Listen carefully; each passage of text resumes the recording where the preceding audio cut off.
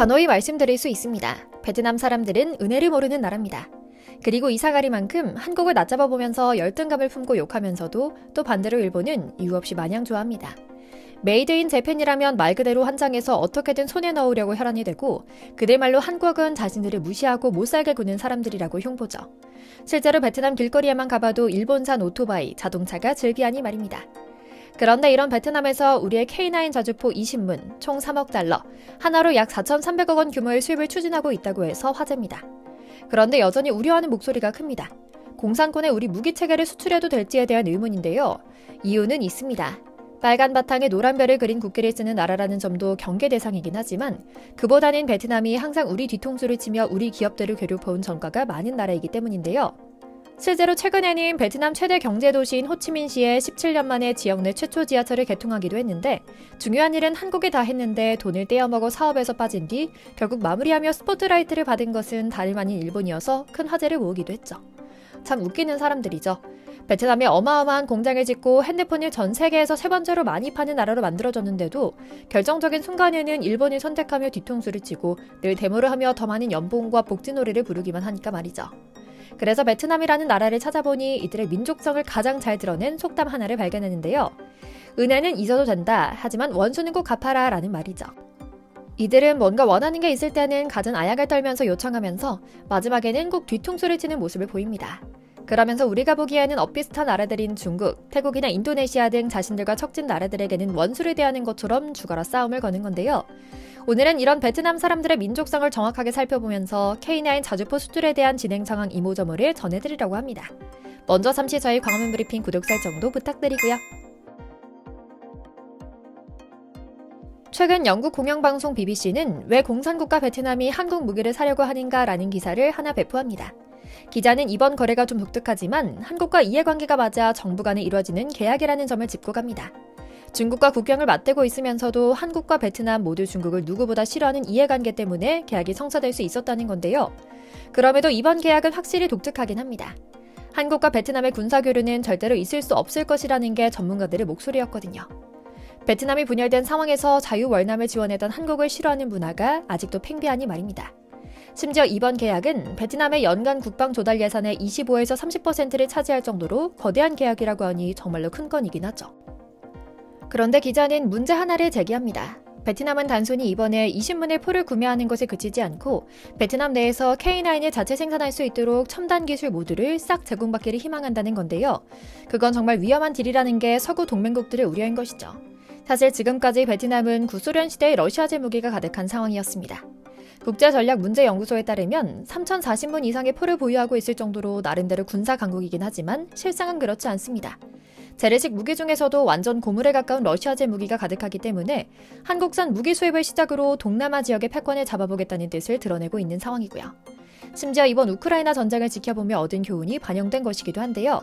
최전선에서 싸우던 수십 수백억짜리 전차가 몇십만 원짜리 드론으로도 고철로 변하는 것을 보면서 후방에서 자유자재로 쏘고 안티드론까지 설치할 수 있는 자주포가 포병 전력의 중심으로 자리 잡아야 하는 것을 확인한 것이라고 말이죠.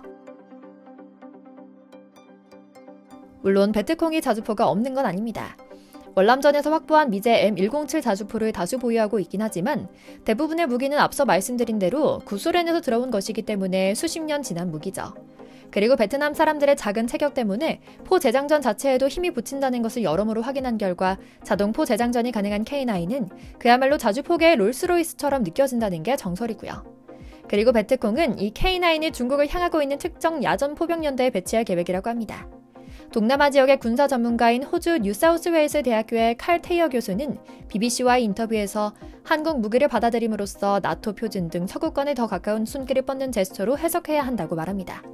중국과 러시아에 살짝 발을 떼고 서구권으로 향하는 가장 탄탄한 아시아 국가인 한국과 화친해 미국이나 유럽의 동맹의 메시지를 보내고 싶다는 뜻으로 해석하는 건데요. 그럼에도 저는 아직은 경계해야 한다는 입장이긴 합니다.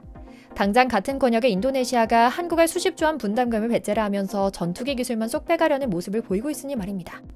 이뿐인가요? 지하철 개통 뒤통수 사건을 통해서도 이들이 얼마나 안하무인한지를 확인할 수 있었습니다.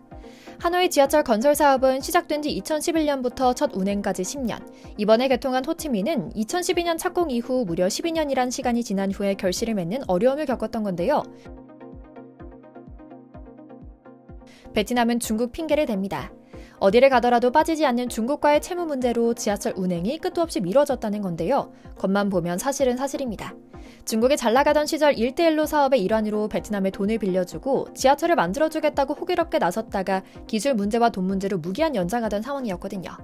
그런데 사실은 이렇게 오랜 기간 소요된 것은 베트남 사람들이 처음 계약에서 말했던 것과 다르게 토지와 자본 문제로 외국 건설사들의 공사를 지연시킨 것 때문이었습니다. 자체 건설 능력은 전무하고 대금도 부족하면서도 욕심만 앞서서 공사를 강행했기 때문입니다. 이로 인해 피해를 본 외국 건설사 중에는 우리나라의 대형 건설사들도 있을 정도로 글로벌하게 사기를 쳤는데요. 대책 없는 베트남의 지하철 사업 추진으로 인해 우리나라의 건설사들은 2년에 가까운 시간 동안 공사를 마무리하지 못했고 결국 베트남은 한국 건설사들에게 손해배상 청구까지 하는 상황에 이르렀죠. 결국 베트남은 최종 건설사인 중국에게 약속한 대금을 지불하지 않았고 중국은 투입한 자본의 77%에 이르는 손해를 감수하며 부랴부랴 첫 노선 공사만 마치게 되었던 것이고요. 전 세계에 민폐를 끼치기로는 둘째 가려면 서러운 중국인들까지 혀를 내두르게 만든 굉장한 모습이었죠. 그들의 욕심과 부족한 현실 감각으로 노선이 하나뿐인 지하철을 개통하게 되었고 이는 제 기능을 다하지 못하는 허울만 좋은 지하철로 남게 됐던 것이고요. 하지만 이들이 호치민의 지하철을 건설할 때 가장 먼저 손을 내민 것은 일본이었습니다. 수년 전 일본이 공산당에 뇌물을 건네 수주했다가 망쳤던 기록은 아예 잊어버린 채 또 뚜루르 일본으로 달려갔던 건데요. 이번 지하철 건설은 단적으로 겉과 속이 확연하게 다른 베트남의 이중적인 면을 다시 한번 발견할 수 있는 사건이었습니다. 예로부터 베트남인들은 소위 근거 없는 자신감을 자주 보이곤 했는데요. GDP는 41위에 불과하고 한국의 성공은 오로지 미국의 지원 덕분이고 베트남의 성장의 질이 우수하고 빠르기 때문에 한국은 금방 뛰어넘을 수 있다는 착각에 빠져있기도 한데요. 그래서인지 실제로 수도인 하노이와 경제수도 호치민을 돌아다녀 보아도 변변치 않은 수준의 사회 기반 시설을 갖추고 있어 아직도 선진국에 들어서기는 멀었다는 생각이 드는데요. 사실 베트남은 세계 시장에 대놓고 내세울 만한 무기가 없는 상황이죠. 그런데 이렇게 요구할 줄만 알고 베풀 줄 모르는 베트남. 그들의 민족성은 과거에서부터 현재까지 변함없는 모습으로 꾸준히 유지되고 있다는 게 더 큰 문제입니다. 얼마 전에는 베트남 삼성 공장에서는 무슨 일이 일어나고 있는가라는 헤드라인의 기사가 쏟아졌는데 영국 BBC가 있는 그대로의 사실을 파악해 베트남 공산당이 주축이 되어 조직적으로 삼성에게 앵벌이를 시키는 상황을 폭로하기도 했죠.